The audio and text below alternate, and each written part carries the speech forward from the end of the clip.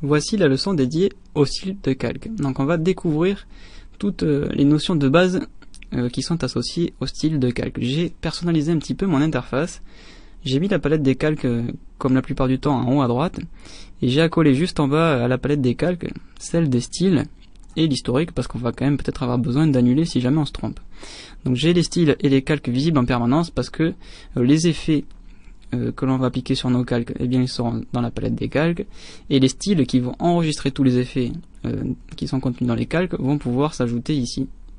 Donc vous pouvez reproduire cet environnement chez vous, ce sera quand même le plus pratique, sinon vous pouvez bien sûr utiliser votre configuration préférée. Donc je vais ouvrir l'image d'exemple, magazine.psd, et on va essayer de faire quelque chose de très simple.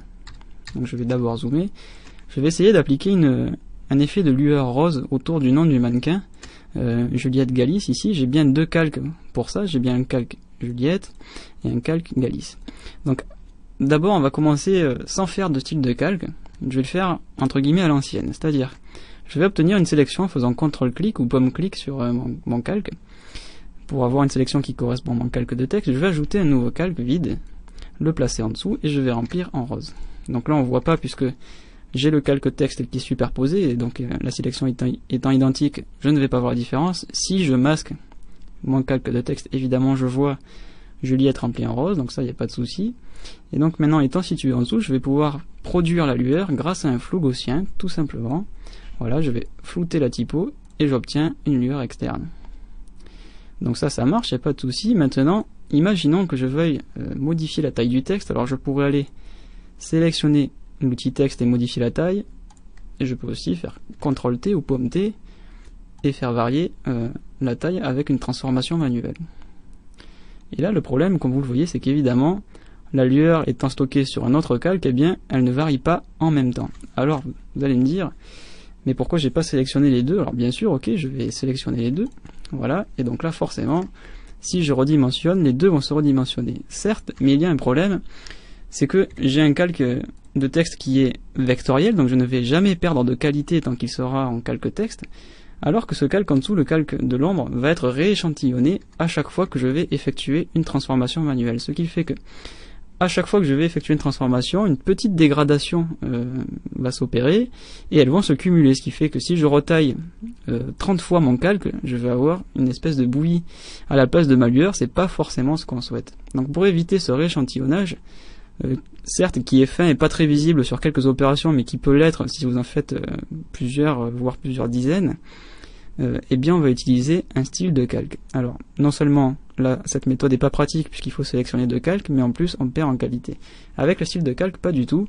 Alors je vais effacer ce calque qui me sert plus à rien, je vais revenir avec le calque Juliette et je vais ajouter un style. Pour ajouter un style, rien de plus simple, je clique sur ce bouton et je choisis lueur externe.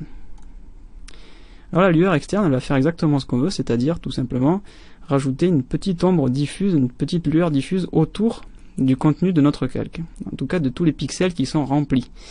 Donc là j'ai simplement le calque avec le texte Juliette, je vais choisir une couleur, on va mettre rose bien sûr. Alors d'ailleurs je crois que j'ai mis, voilà, j'ai sélectionné Galis, alors c'est pas grave, plutôt que de travailler sur Juliette je travaille sur celui d'en dessous, de toute façon on voulait remplir les deux, c'est pas du tout un problème. Je vais mettre, hop, lumière tamisée, et je vais mettre une autre taille, je vais mettre 5,35, voilà. Donc j'ai bien une lueur qui s'est produite sur le calque, ici. Et évidemment l'avantage c'est que maintenant, si je redimensionne, j'ai la lueur qui vient avec, et surtout cette lueur se recalcule à chaque fois que je vais effectuer une transformation. Je ne vais donc jamais perdre de qualité, et surtout les deux calques. Le style, et enfin l'effet et le calque de texte vont ensemble, donc pas de problème pour gérer les deux, sélectionner les deux à chaque redimensionnement, les deux vont toujours ensemble. Donc je gagne du temps et je gagne de la qualité. Alors maintenant, bon, je vais essayer de refaire ce réglage sur le calque Juliette. Alors je pourrais recommencer, effectuer mon opération, refaire mes réglages. Évidemment, on a une méthode pour enregistrer un groupe d'effets sous forme de style. C'est-à-dire que tous ces effets que l'on applique ici sur un calque, et je peux le cumuler, bien sûr, je peux par exemple rajouter une ombre portée en plus de ma lueur.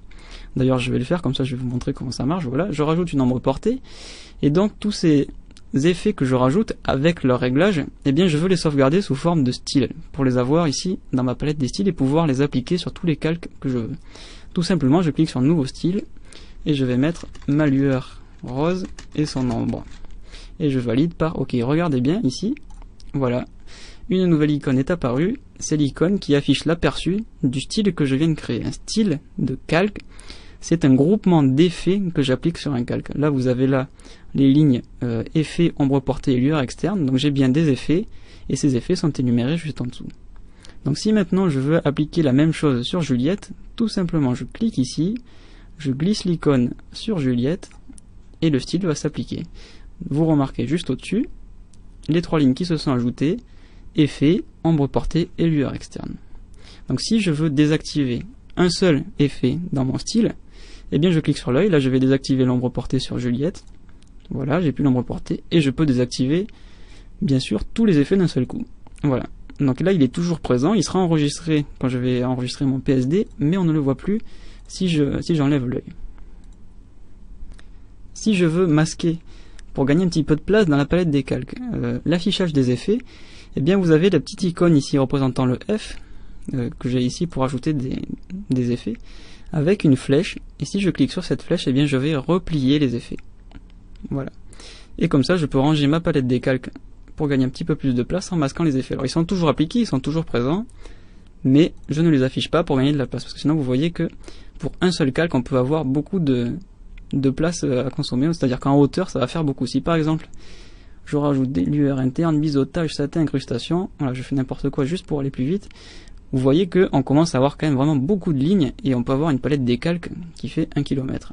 Donc pour gagner de la place, une fois que j'ai fini et que j'ai appliqué tous les effets que je voulais, eh bien je vais replier mon groupe d'effets, c'est-à-dire mon style de calque. Alors pour résumer, qu'est-ce qu'un effet? Eh bien un effet, c'est ce que l'on applique ici dans cette liste déroulante, et un style de calque, c'est un groupe d'effets enregistrés dans la palette des styles. Donc c'est vrai que quand vous ajoutez ici un effet, eh bien vous avez la petite bulle qui vous dit ajouter un style de calque. Alors c'est pas faux, mais un style de calque c'est plutôt plusieurs effets entre eux combinés que je vais appliquer sur tous les calques de mon choix. D'ailleurs vous voyez que quand j'ajoute un style de calque, en fait Photoshop me dit qu'il a créé un petit groupe d'effets. Alors c'est vrai que c'est juste une petite question de vocabulaire, mais ne vous étonnez pas de voir les deux. Donc si maintenant je veux supprimer seulement quelques effets et pas d'autres, je double-clique sur effet et je décoche la case. Voilà, tout simplement. Ou bien alors, je clique dessus et je le glisse sur la poubelle. Et je peux comme ça les supprimer les uns indépendamment des autres. Donc vous savez maintenant les créer, les masquer, les effacer, et vous savez surtout les enregistrer en tant que style afin de les répercuter sur tous les calques de votre choix.